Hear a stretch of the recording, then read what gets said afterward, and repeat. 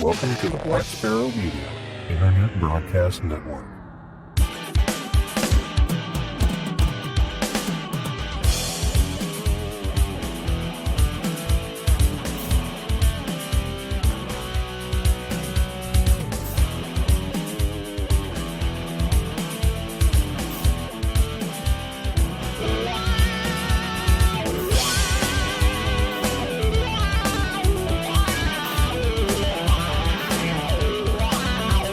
You are listening to Linux in the Ham Shack. LHS is a podcast about Linux, open source, and amateur radio for everyone. Now here are your hosts, Russ, K5TUX, Cheryl, W5MOO, and Bill, NE4RD. Well, hello everybody, and welcome. You have tuned in to episode number 457 of the most terrific amateur radio podcast on the internet. This is Linux in the Ham Shack, and this is our deep dive episode. And we don't know what's actually going on today, but it'll be a deep dive into something that we'll discern as time goes on. So let's go ahead and get into it. But before we do that, we'll introduce ourselves as we usually do. Cheryl, of course, is on assignment for this episode, which she's sort of making a habit when it comes to deep dives. I don't know. I have to try and get her back on the show, but she's W5MOO, and I'm Russ, K5TUX. And I'm Bill, NE4RD. And we have a guest, and he is... Connor. Don't have any of those cool nerd signs. You could just do something, flash some gang sign or something in the air and say, hey, that's me. How do you know I'm not doing one of those right now? Well, that's true, but you'd have to let us know because we wouldn't otherwise. So, but Conor is, as you might have guessed from his accent, Irish, and he is a member of the Linux Lads podcast. I believe you said you were from the very early days, or a founding member. Is that what you said? Yeah, I'm founding member. All right, very good. And you guys have been around since 2018. You have, 70, what was the last one, 72, 73, something like that? I believe we've surpassed 80 episodes. Oh, you're 80 now. Okay. I listened to the last one. It was all about chat servers and Matrix and Discord and all that kind of stuff. And I wish I had actually gotten all the way through it because I was kind of interested in that because I was setting up a Matrix server of my own and discovering Synapse specifically and discovering just what a pain in the ass it was. You guys seem to eschew, to use a good dictionary word, Discord for some reason. So there must be some reason for that. We'll talk about all kinds of stuff. But anyway, let's get into it. So this is basically just us chatting with Connor of the Linux Lads podcast. We tried to get the whole cast of the podcast on, but one of the members was headed to Italy today, may already be there for all we know, and the other one is absent by his silence when notified that we were doing a thing. He basically just didn't say anything, so Connor said, I'm taking that as an answer. Yeah, ghosted, right? There were crickets. So, all right. So that means you're the sole representative, and I'm sure you will perform adequately in that role today. So, welcome to our I will show. do my best. Thank you very much.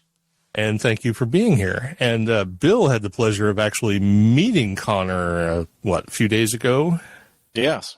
All right. So why don't you guys, since you're all know each other and you're all buddy now, I'm going to let Bill sort of lead this conversation. And we'll find out a little bit about the Linux Lads and the Dublin Linux users group and maybe a few other things. I will neither confirm or deny copious amount of beer consumed on that occasion. Bill makes no secret of the amount of alcohol he imbibes. So we're Yes, I'm an equal opportunity drinker, so All right, Bill, it's all in your hands. Let's find out where we're going. Well, very good. Let's just open up a little bit about the podcast, Sure. Linux Lads podcast. Can you give us a little history and background of how that came to be? Certainly. I'm in the Dublin Linux community, so I'm one of the members of the Dublin Linux community, which is our kind of a local lug. So I took that over, and then a couple of the members, we were having a conversation in a pub, found out that we were having quite the same conversation on multiple occasions, and it was quite interesting. We decided, hey, why not stick our microphone down between us one day and just record it, see where that goes. So we put that out as a episode, and then we decided, yeah, like, we kind of like it. It seems to be going okay.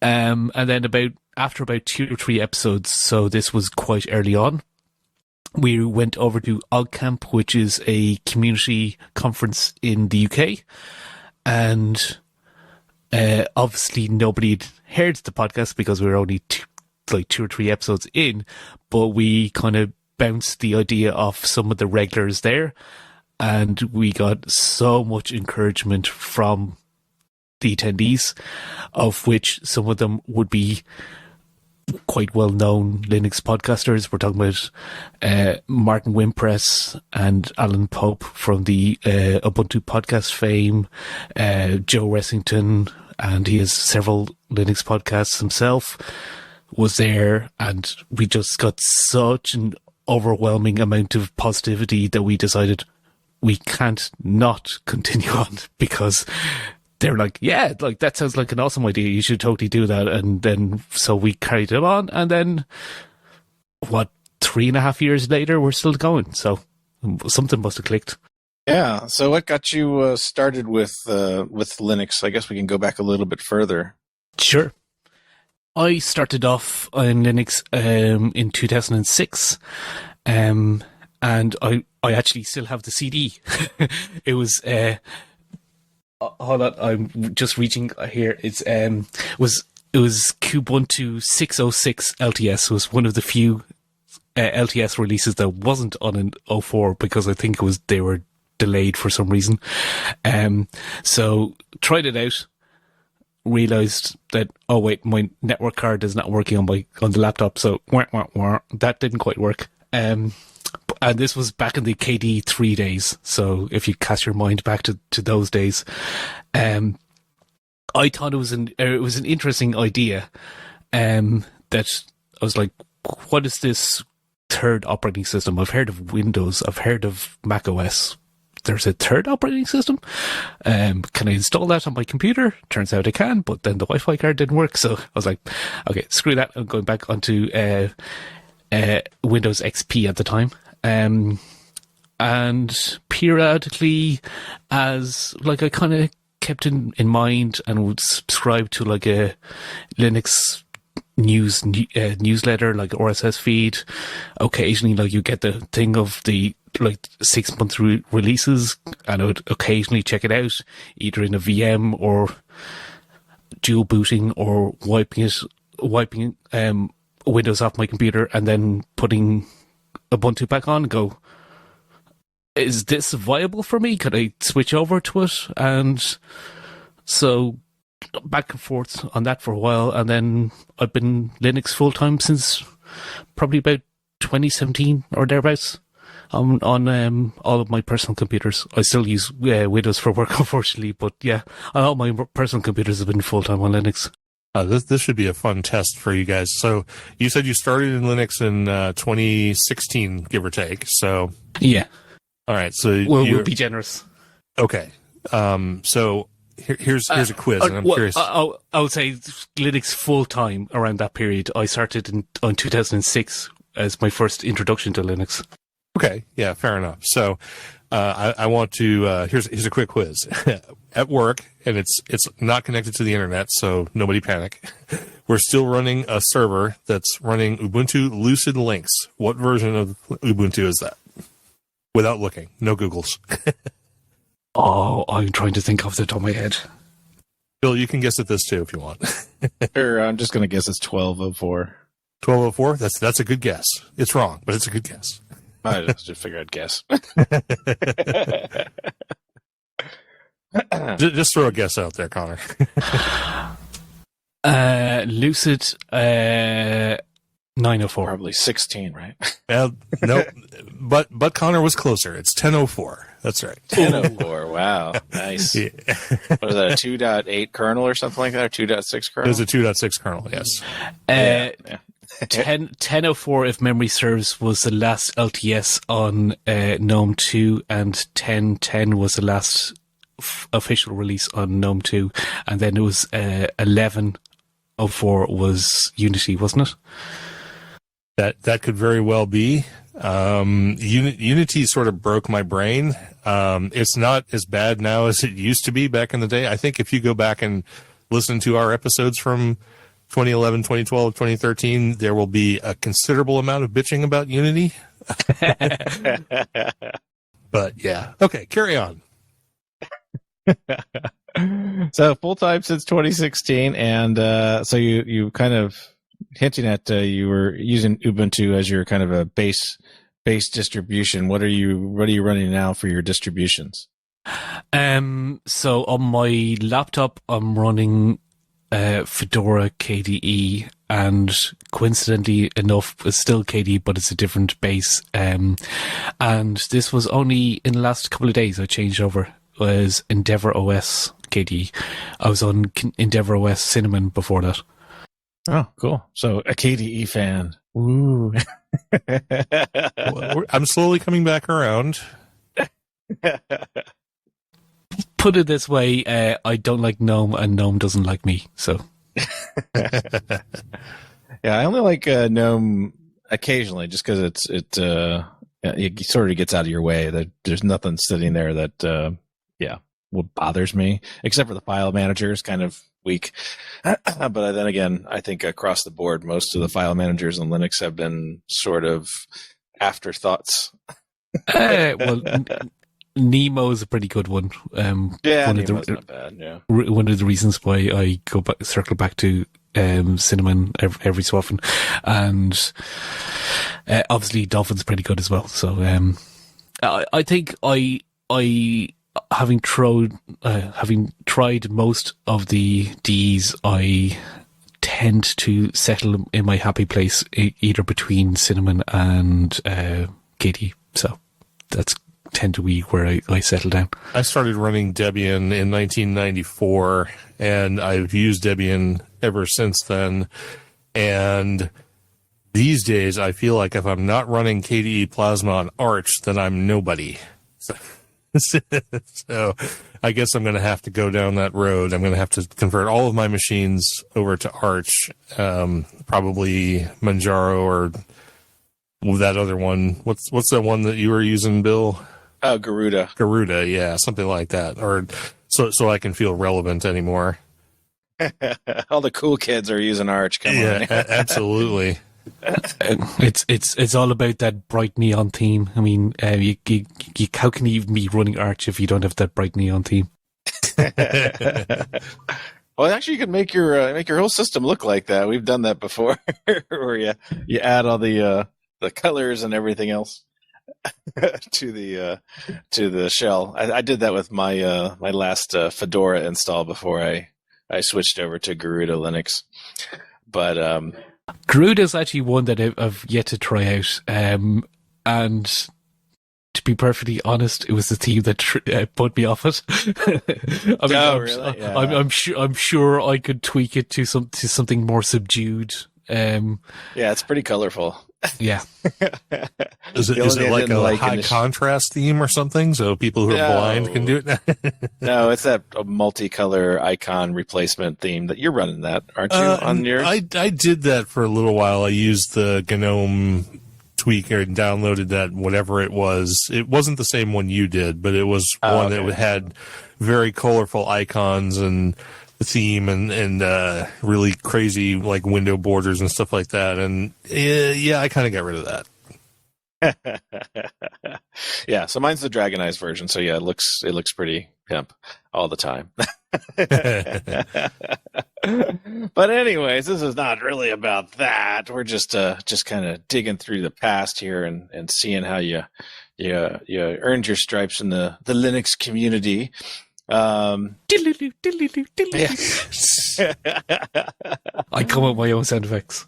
Yeah. So yeah, you're also the community manager of the Dublin Linux community now. So how long have you been involved with the Dublin Lug? So that was founded in 2015, not by myself. So it was pre-existing. At about the latter half of 2016, if memory serves, I just, if anyone is on meetup.com, you know that you kind of just throw in search terms and you're like, is there a Linux meetup? And then this one came up, went, okay, I'll attend a couple of the things, and it was pretty good. And then the founder pretty much just kind of, after a while, just kind of had a frank conversation, just said, listen, I'm getting too busy in work. This is like, my focus is not on this anymore. In fact, I think he's Italian, and ultimately he ended up going back to Italy for work reasons. So he was on a downward trajectory, and he said, listen, like, this might stagnate. Like, do you guys want to take it over? So I think it was in 2018 when I eventually took it over. Trying to think off the top of my head. But I was more or less kind of running things beforehand, but just not officially. And the way when if you ever become a member of a meetup group and then an organizer steps down, then the mass panic in emails get sent around going, this no longer has an organizer. Do you want to step up to be the organizer? I went, oh, okay, I'll step up. And there was about a core of about 2 or 3 people who were regular attendees, and I kind of pinged off a couple of messages to them and going, like, this opportunity has been put in our laps. Where do we want to go from this? Kind of like, what are your guys' thoughts? Do any of you guys want to help out? And some of them did, and that's where we went from there. And one of those people who's also on the podcast was Mike. So, and one of those people also was Shane, who's also on the podcast. So it was kind of thing where we were the core organizers of the Dublin Linux user group at the time, and I rebranded it to Dublin Linux Community. I felt the community was kind of a more friendly, approachable title for it. And then obviously we started the podcast a couple of years after that, or in around the same time when we took it over. And so we basically, we took it over. We went on from there. A lot of people come up to us and say, "Oh, is the podcast like the official podcast of the Linux user group?" And we're like, "No, we just happen to be the same people." And in fact, Shane stepped down from running the Linux user group for a couple of years, and now he's taken a sabbatical from the podcast as well. But at the time, he just felt, wasn't for me. So the rest of us kind of took over, and then he carried on in the podcast because that is where he felt he could focus his energy, and now he's taking sabbatical from that as well. So wait, you can take a sabbatical from the podcast? Hey, Bill, I'm out. Well, you can't. You're the only one that publishes anything, so yeah, you need to. You can't leave. So me and Cheryl, we can leave at any time. But so and obviously having a user group or a community or a meetup, and over these past few years of lockdowns and everything else, due to the C word, it's probably been pretty interesting. And I know you guys are back to having sort of an in-person meeting once a month, and then you do a virtual meeting as well once a month. So you do like 2 meetings a month. That's correct. we always did have 2 meetings a month. I liked the cadence of that. It wasn't so overwhelming for me from a organizer point of view that if you were having them weekly, I felt that was a bit much. So every 2 weeks roughly. It's not religiously every 2 weeks. I put them down as the second Saturday of the month and then the fourth Saturday of the month. If I said the last Saturday of the month, then that kind of moves things around because some months have 5 Saturdays. And all throughout lockdown, obviously, in order to keep them going, to keep the drip feed, the IV drip going, I made them all virtual. And I felt that was important, that even if literally 2 people turned up, it was important to have the regularity of it. Because if you say, okay, guys, we're not doing anything for during lockdown. I mean, lockdown in Ireland was the bones of 2 years. So that would be, it would completely and utterly escape from people's mind share if that was the case, if he literally did nothing during lockdown. So we made them all virtual, and then people from other parts of Ireland like Cork or Galway started attending the virtual meetups because obviously you could, and people from overseas, a person from LA became a semi-regular attendee, even though it was ridiculous o'clock in the morning for her. And I made the decision of, okay, since these people became regular attendees, I don't really want to alienate them, but also there's the demand from the people who are local to Dublin going, I kind of miss meeting up with people. I like their in-person interaction, and I was missing that myself. So hence I came up with the split model of having 1 virtual and 1 in person. So try my best to compromise and to satisfy both groups. And what kind of event place do you hold your in-person meetup at? It has changed so many times. We've tried out quite a few different venues. The current one that it's in, and we've only had 2 in this one, is in the Silver Penny on Abbey Street, which is a Witherspoons.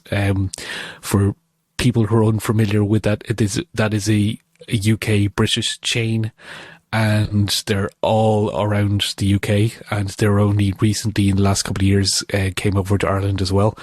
Their whole thing is that they serve you beer at a steep discount versus the other beers or other pubs in the area. So the average pint for a beer in Dublin is probably the bones of €6 at this stage per pint. In a Witherspoons, you can get beers for like $3.50. Wow. So that's a meetup group that you can get involved with there, Russ, right? I am joining right now as we speak. for those meets in a pub. For those prices, how can you say no? Yeah, no. From my point of view, purely from a practical sense, obviously there was demand saying, can we meet in a gastropub, because the gastropub serves really nice food and serves really nice beer. I'm not disagreeing with you. Both those things are true, but they're also quite expensive. And a lot of those places, they'll be in demand, and then I feel pressure as an organizer. So if I ring ahead and say, listen, could you set a table aside for us under my name for this amount of people at this time, and let's say 12 people RSVP, and I say to the venue, maybe about 8 or 9 people will turn up, and then 2 people turn up, then I feel really bad, because that's a huge loss potentially for them, depending on how busy they are at that time. Mm-hmm. We usually have it in the afternoon, so they're usually not that busy, so the manager isn't so pissed off with us. But I probably internalized that pressure way too much. But for me, I was like, oh crap! I'm kind of compelled to like order a crap load of stuff now because I kind of feel bad for the venue. Whereas in this one, not to put a fine point upon it, they don't really care as much, to be perfectly honest. If 10 people turn up or if 2 people turn up, and also I'm going to be there by myself anyway, and I'm going to order at least a beer and at least something to eat, like a burger and chips or something like that. So they'll always get that no matter where they're going, because I'm like, since I'm there, I might as well have my lunch or whatever. And then if more people turn up, then more people turn up. And purely from a pragmatic point of view, if I'm going to be doing these meetups once a month, I don't want to be going to a place that like charges like 15 or 20 euro for my burger and chips, plus another €6 for like the beer, and do that once a month. Yeah. Plus, obviously, if loads of people turned up, then plus additional beers. So yeah, it helped my wallet as well. So yeah, so you've been able to keep people interested in it with that 2-meeting approach and stuff like that. And of course, having an excuse to go talk about Linux and drink beers. I'd be there every week. Yeah, we get the wide gambit of people who go, I have no idea about Linux. Can you explain it to me? Why would I want to run Linux? Or I'm curious about it. How do I install Linux on my computer? Can you like give me steps on how to install Ubuntu or Fedora or whatever on my computer? You get people from that end, and they're like, you'll also get the like 20-year sysadmin vets who come in and going, yeah, I don't care about the. I mean, like I'm stereotyping, I'm exaggerating, but like they're like the attitude is I don't really care about the GUI. It's all on the command line. All of these arguments over different desktop environments, I'm not really interested in that. But they hang out in the chat as well, and like if people have really technical questions, then they chime in. So in between the meetings, we're on Matrix and we're on Telegram, and as you'd imagine, we have a lot of lurkers, but it's always good if people such and such people. I mean, that's also the reason I call it a community. I mean, people help each other out. If somebody asks a question, somebody will chime in with an answer. So that's pretty good. Yeah, and the bigger you can grow the community, the more people around that can answer those questions. So Exactly. That's really great. So let's circle back to the podcast and talk a little bit about like some of the topics you guys talk about, because I know you bill it as we are 3 Linux users who like to talk a lot about Linux. And you like to talk a lot about Linux.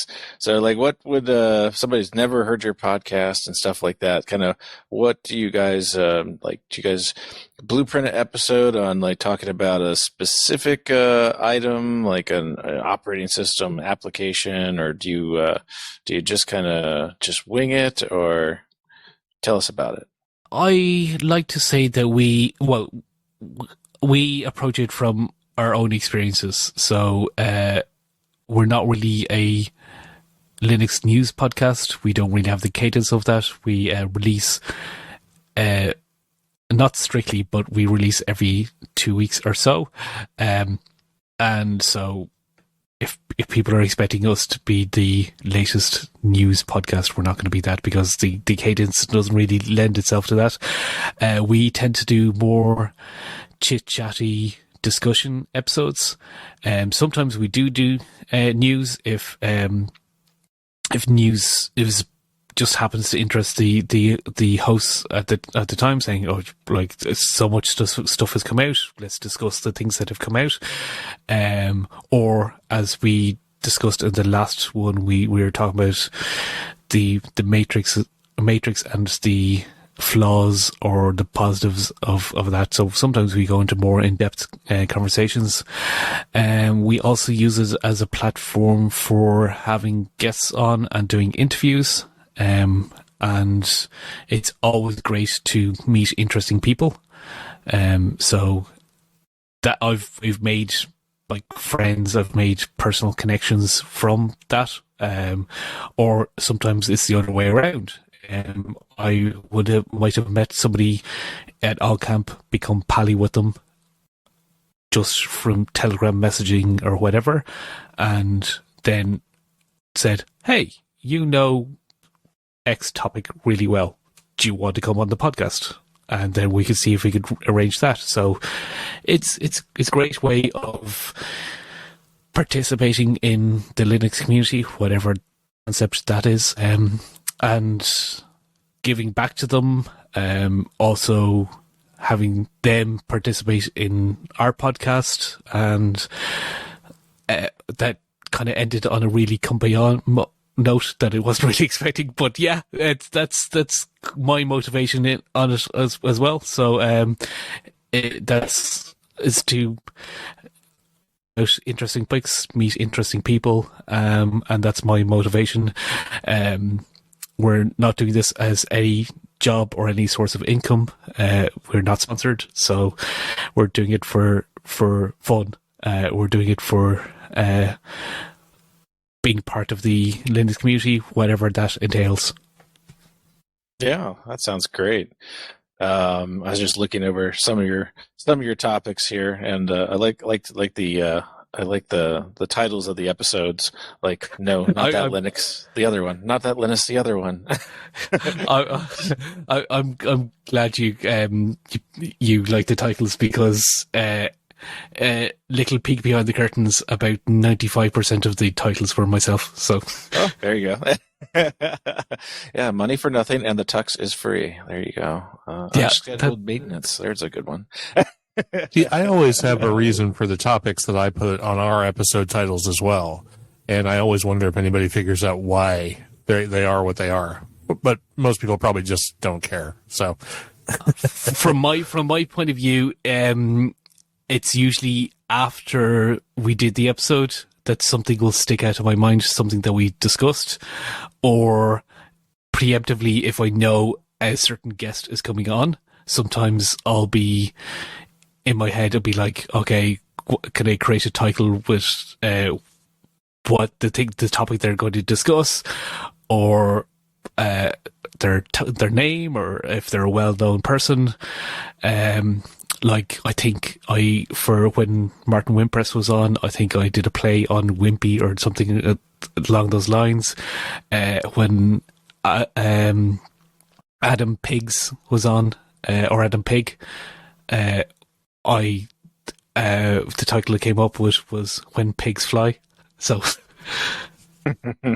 yeah, so you're like a man after my own heart when it comes to titling episodes. I like to try and make them relevant to the topics that were discussed, and in some way reference maybe a pop culture thing or something else. Like in the last episode, the title was just Rocket, but the reason it was called Rocket, and you can get it from the episode icon if you look at it, is because it was episode number 455, and the Oldsmobile 455 rocket engine was pretty popular back in the day here in the States. So for people who are car enthusiasts, they knew exactly what that meant. And then everybody else is probably like, whatever, I'm just going to listen. Yeah, sometimes it will literally just come to me. I mean, there was, coincidentally enough, and this was such a coincidence, that there was one episode where we're talking about, the controversy about Richard Stallman, and the fact this was a while ago. So this was around the time where they're like, is he going to continue on in his role, whatever, that whole discussion. And then we just had a, like, screw it, let's just address it. What is our thoughts on this whole situation and Richard Stallman as an individual? And then I saw that the episode number was going to have 2 6s in it. I can't remember what the other figure was going to be. So I called the episode of the Beast. Well, that's interesting, actually, because I looked at our episode, which was number 405, regarding the Richard Stallman controversy, and the title of our episode was "It Lives."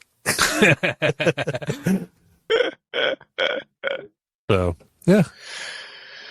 That's too good. So, so I was just kind of running through some of the items you guys talk about. So you guys talk a little bit about everything. I mean, do you guys have like little niches that you guys settle into? Like, some of you do gaming, or some of you do programming, some of you do sysadmin, or do you kind of all kind of meld into everything, or? We all kind of meld into everything. I want to say that there's a structure to it. There really isn't any structure to it, and our motivations have changed all throughout the time that we've been doing the podcast. So you might find that it's for maybe a season we might have stuck to reporting the news quite regularly and discussing the news topics as they've been coming up, and then other seasons there might be more have more guests on, more discussion episodes. So we don't really have a structure plan going out. We're not going to say this season is going to be more X, this season is going to be more Y. It's literally on an episode by episode case that it comes up what we feel like discussing next time. Whether we know that we have a guest coming up, and obviously that's going to be it's going to be a interview / discussion episode involving that person, or it's a discussion episode that like we had last time where we just said, listen, what is this whole thing about Matrix? What is its pros? What's its cons? And what's our take on it?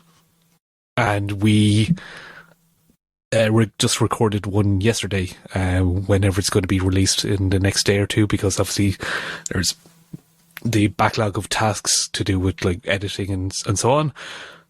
So we don't really have we try to hit a regular release cadence, but in reality when it's done is when it's done.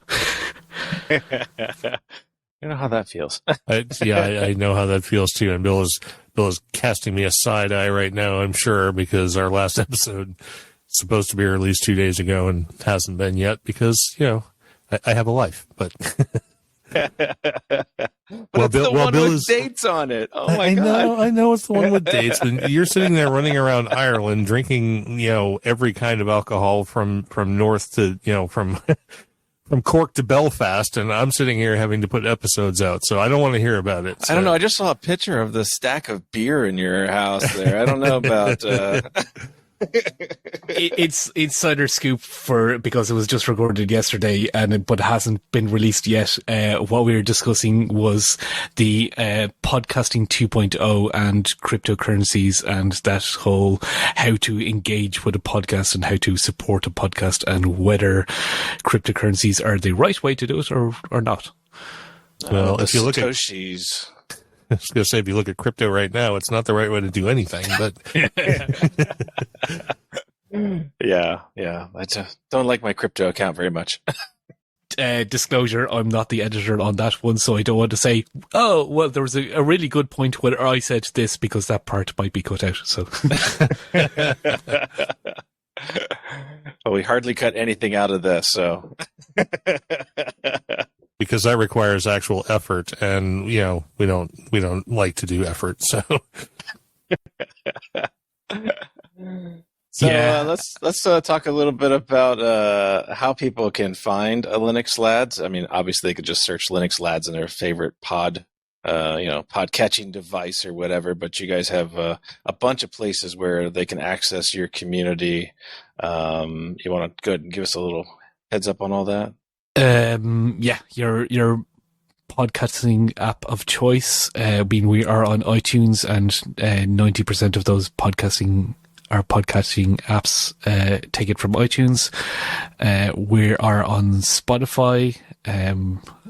For anyone who's on Spotify, if they want to follow us there, we do have a straight up RSS feed, and we give the link on our website. So if you want to subscribe that way, or we just embed the episode in HTML on our website. So you literally, if you're of the person who does not like the sound of any of the things that I've just talked about, you can just go on our website and just click play. So, and you're also available on the podcastindex.org, right?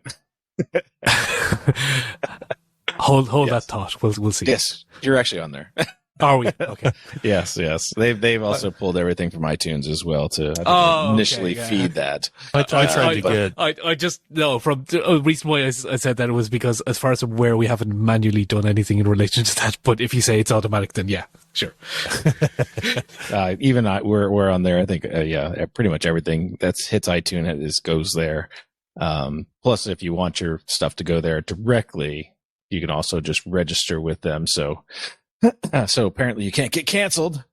I will say we mark ourselves explicit so we don't self-censor. I'm not saying we would curse or make adult references all the time, but we don't really want to self-censor ourselves when we're in mid-flow, so we just preemptively have marked ourselves as explicit. So Yeah, we did the same thing, because at one point we had a whole thing where we would cover up stuff with the with a badger, but we don't do that anymore. We've labeled ourselves explicit, and again, like you, we don't go out of our way to do things that are adult or explicit, but sometimes it happens.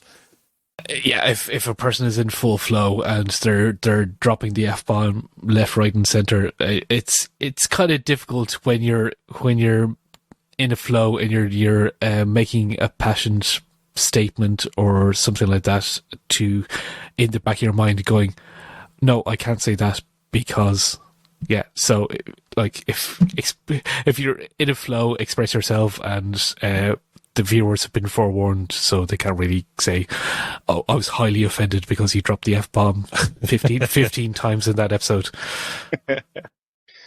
That's funny. And as well, people wanting to maybe get involved in the Dublin Linux group, where can they find information on that? Even if they just want to do the remote social stuff. Sure. So it's dublinlinux.org. The website for the podcast is linuxlads.com. As I've said before, I'm involved in both, but I kind of put a different hat on depending on which one I'm involved in. I see them as completely different things, and sometimes it's good to have the contrast as well, because you get different enjoyments from one versus the other, and when you're doing one, it's kind of a break from the other as well. So but yeah, if you happen to be in the Dublin area, go on dublinlinux.org. We're on meetup.com, and we're also on Telegram and Matrix as well, and we have a virtual one coming up quite soon, actually, on the 12th. So if anyone is interested in joining that, feel free to come along. And we have international people coming along as well. But I will say, for just a forewarning for the international people, we're Dublin centric. So if the discussion, just so you know, so if the discussion is going in a certain direction, we're like, oh yeah, I was in such and such an area yesterday, or somebody said, oh, how do I or any advice for purchasing used computers or anything like that? Obviously, there'll be quite local questions. So, but we also have general Linux discussions as well, which would be cool for the international people to participate in. Yeah, that sounds really neat. And definitely if they're online, obviously it opens it up to everybody, and geography and time zones don't matter at that point, which is great. I genuinely, is one of my motivations for when I'm part of that is because it's local.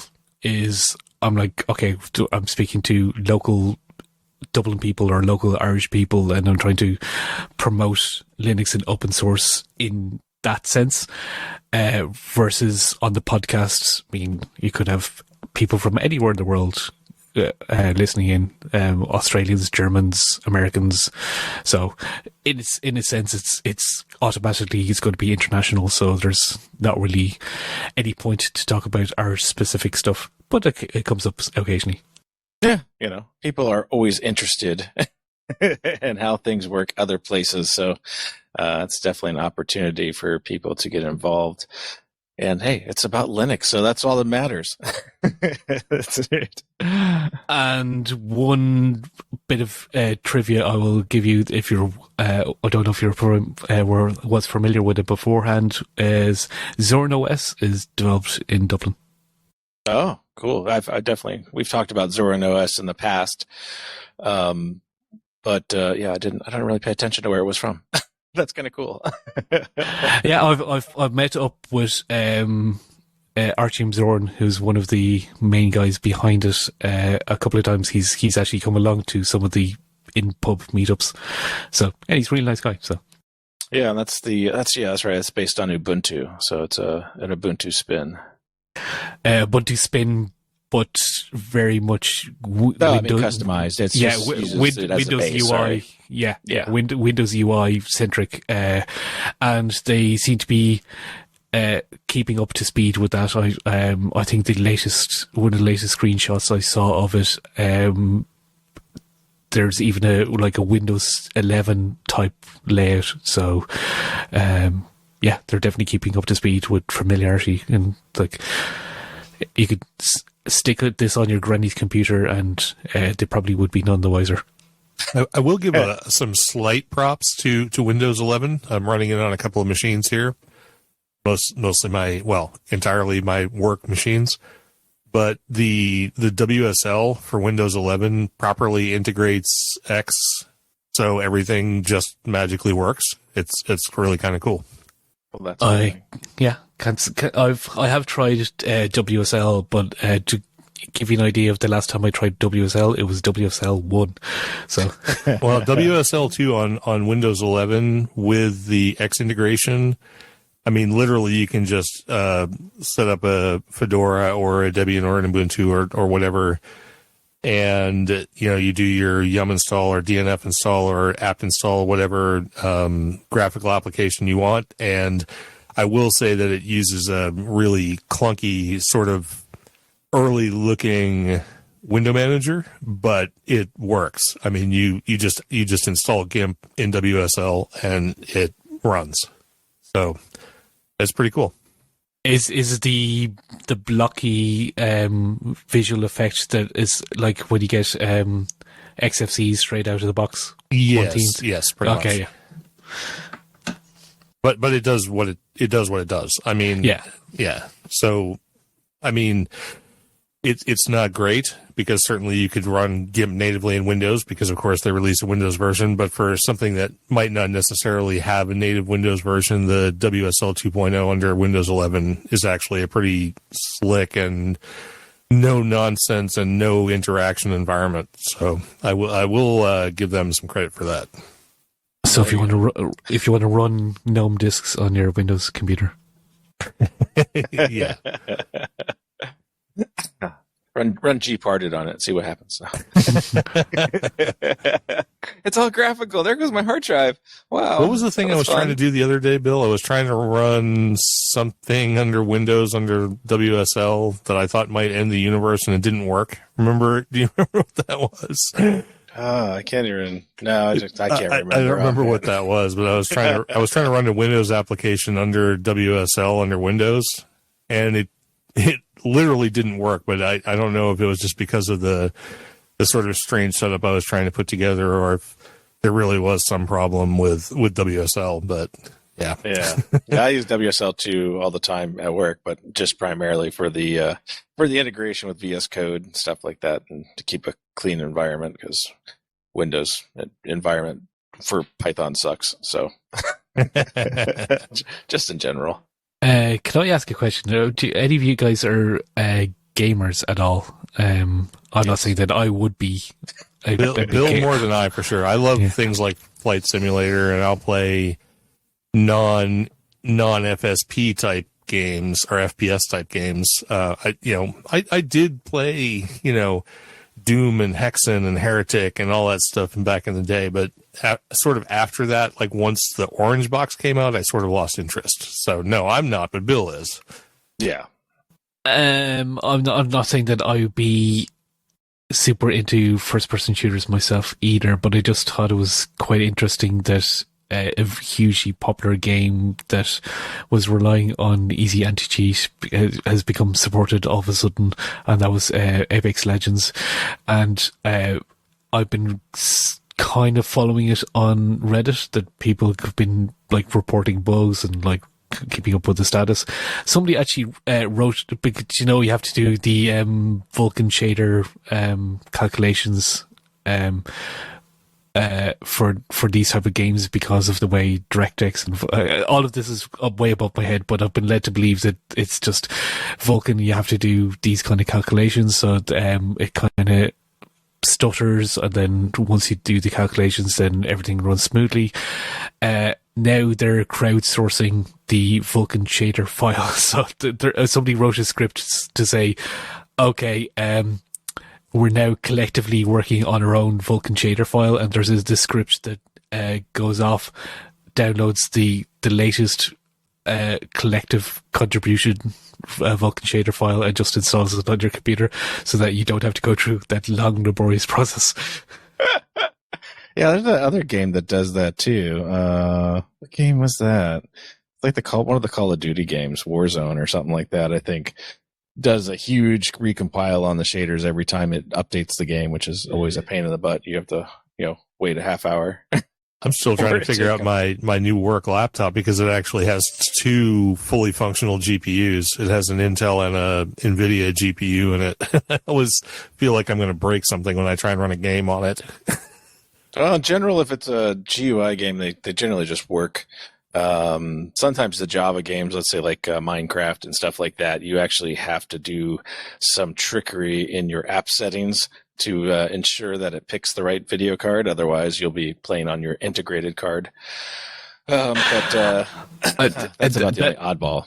The Vulkan shader calculation situation has left me in awkward situations in the past where I've been playing with my friends who are on Windows, and I'm like, it seems to be loading a bit slowly for me, guys. Would you mind to bear with me like for about 10 or 15 minutes here? Don't know what's going on, but like, yeah, just bear with.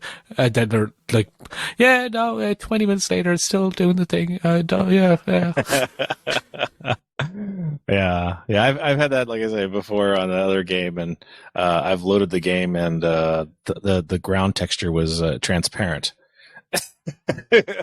I tried playing a map with my two sons, and yeah, it didn't work out very well. I couldn't see. I could see through walls, but I couldn't see the fact I was running into a wall. I was like, I think something didn't quite load. But yeah, on the other hand, you have, what is it? Destiny 2 is a game that also has EAC in it. And like, they don't want anybody to even try to run it on Linux. Otherwise, they'll ban you or kick you out of the Steam store. And this all came about with that Steam Deck. So, I mean, this is definitely coming to be a talkable issue that gamers are going to eventually, especially when you get an accessible device like the Steam Deck or whatever as your play device, and you're going to be directly using Proton and all this other stuff to run your games. Things like this, where the easy anti-cheat program, I think, they're trying to make a native port of that, but and I think it, like you said, it does run under several other games fine, or plus or minus fine. The usual acceptable. That's the one thing about the Linux gaming, is always like, well, there's an acceptable margin there of it working. If it plays at all, that's good. And then if it plays with a little bit of performance lag, that's a bit better than if it plays like amazing and you can't tell the difference. Then we're all super happy, even if it is running under a Wine emulator or Proton emulator or whatever. I remember playing a bit of Metal Gear Solid 5, and it was pretty much good, except for occasionally some of the textures would just look quite off. But like the game was running fine, so I was like, okay, that kind of looks a bit weird, but the frame rate seems to be fine, so I'll just ignore that. Yeah. There's definitely things I think we tend to not really talk about too much with when we're selling the Linux gaming to people and stuff like that. I think nowadays it's getting better because the community has grown so large with with the GOG group and everybody else that's just kind of going full force into getting Linux games and everything running on Linux fine. Especially with the inclusion of Proton as the runner for the Windows emulation layer. Things have improved so much. And I just try to remember back to when we were trying to do the same thing with just Wine back in like the early versions of Wine, like 3.0 and 4.0. And, just getting Notepad to run was an amazing thing. It cannot be understated that how much of a shot in the arm the Steam Deck has. The very fact that it exists means that the aforementioned example of Apex Legends and the fact that relies on the easy anti-cheat. I mean, they would have been super unmotivated to get it supporting, other than the fact is, there's this new shiny device that everyone wants. Okay, yeah, we're going to try and see if we can be compatible with that device. And then they said, it actually doesn't require much effort from our point of view. Okay, yeah, we'll do that. Whereas before that, they're like, you guys are Linux nerds. All you'll do is you'll complain about like bugs and stuff, and you'll create like 3 times the amount of support tickets as any other. Like that has been literally the argument against Linux support in the past is Linux gamers complain way too much and create way more support tickets versus any other group. If you read the Reddit threads, I don't know, maybe. But it's a very fact that the Steam Deck is just out there and exists and is being backed by a major corporation, i.e. Valve, that can just essentially throw money at the situation, be it hiring developers to work on it, or promotion, or having the PR people approaching these game development companies and say, listen, we're going to release this device. How about getting your game on it? And how can we like smooth the transition, or smooth the port over to this device? Like some of that people skills and some of that like soft skills is things that you wouldn't normally associate with the Linux community. So it's good to have a corporation that's able to do those things. Yeah, it's nice to have a big partner involved with handling those relationships with the development studios in order to make it all a reality. And it's the fact that it's a credible pre-existing industry giant, i.e. Valve. If it was some other, let's say some corporation X that just came out and did the exact same thing, the same Linux or the same hardware, they somehow managed to get the deal with AMD, exact same internals, exact same software, would they be anywhere near successful as bridging those gaps, having those soft skill conversations with all the various developers? I would say most likely not. Yeah, I agree. Hey, and it runs Arch. By the way. Yeah, by the way. Well, Russ, do you have any more questions? I know we're kind of running to time, but we can keep on going if we're not constrained. Well, that's kind of up to you. I don't have any specific questions. I'm just sort of sitting here listening to all the gamer talk, and that's not something I'm really into. But it all sounds very fascinating. Like if I were to dive into this at some point, then I might really enjoy this topic of conversation right now. Well, I saw you playing your flight simulator there. So I know do you were like playing flight earlier. simulators. I like space simulators too, like Eve Online and Elite Dangerous and things like that too. But simulators are kind of where it's at for me when it comes to gaming. So, and also online chess. So if anybody wants to play me in chess, I'm not that good, really. Well, any other topics you want to cover, Connor? And otherwise, we'll let you get out of here. And do we have any feedback for tonight, Russ, or did you not find any? No, I did not find any feedback for tonight. So I guess we can just go ahead and move on without that, at least. But yeah, definitely, Connor, if you have anything else you want to address or let us know about either the Dublin Linux community or podcast or anything else.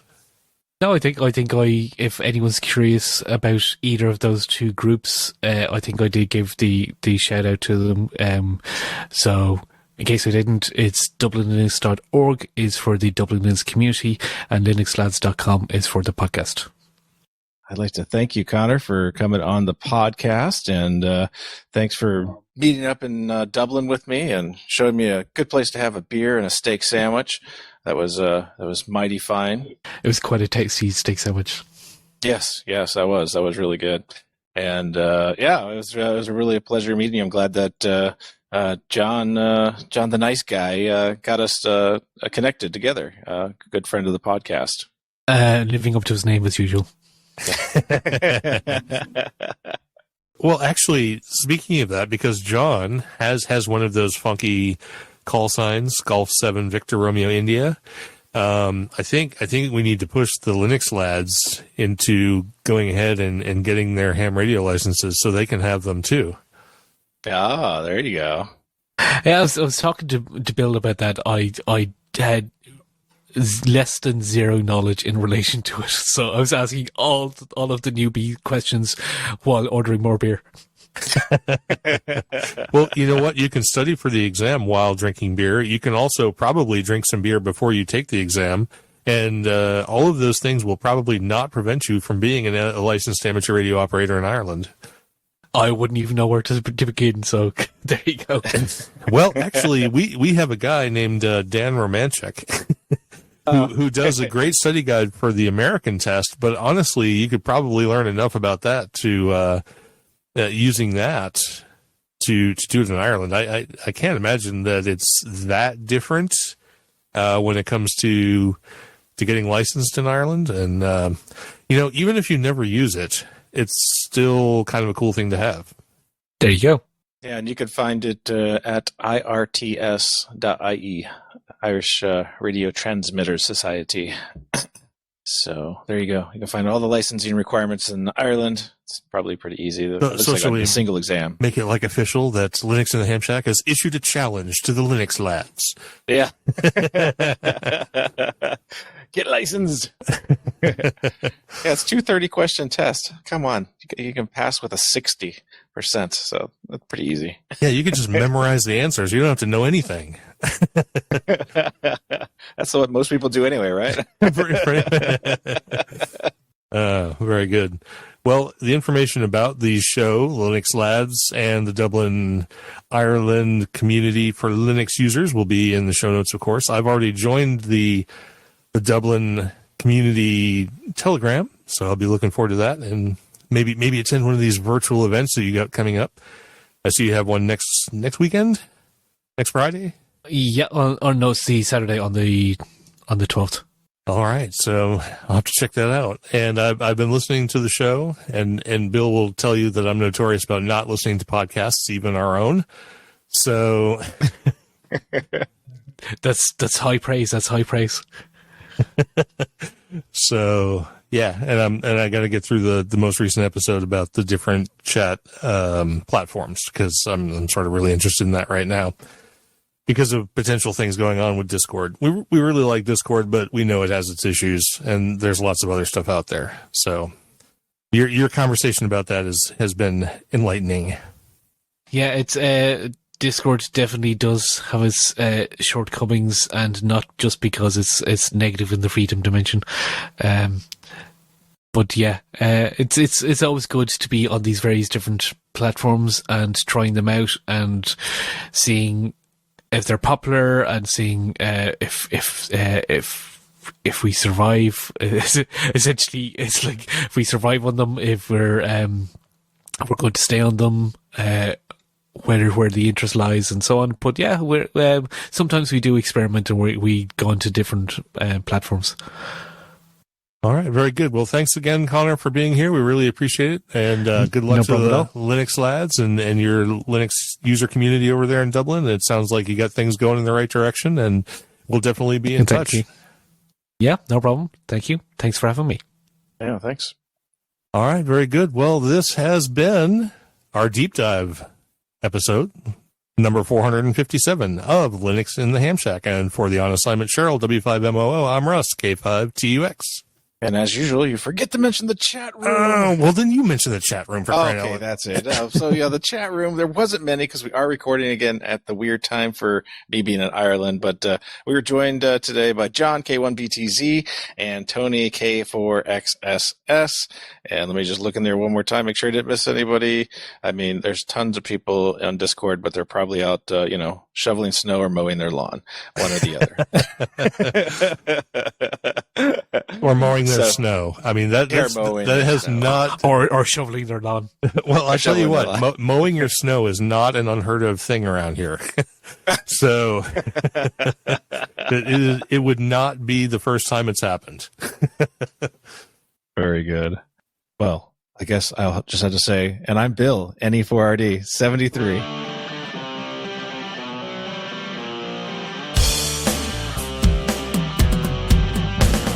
Thank you for listening to this episode of Linux in the Ham Shack. LHS is a community-sponsored podcast. Our website is located at lhspodcast.info. You can support the podcast by visiting the LHS Patreon page at patreon.com/LHS Podcast or by using the contribute list on the homepage. We have a presence on Discord, Facebook, IRC, Twitter and YouTube. You can also drop us an email at info@lhspodcast.info or leave us a voicemail at 1-909-LHS-SHOW. That's 1-909-547-7469. Visit the online LHS merchandise store at shop.lhspodcast.info for fun and fashionable show-themed merchandise. Until next time, remember to always heed your hedonism.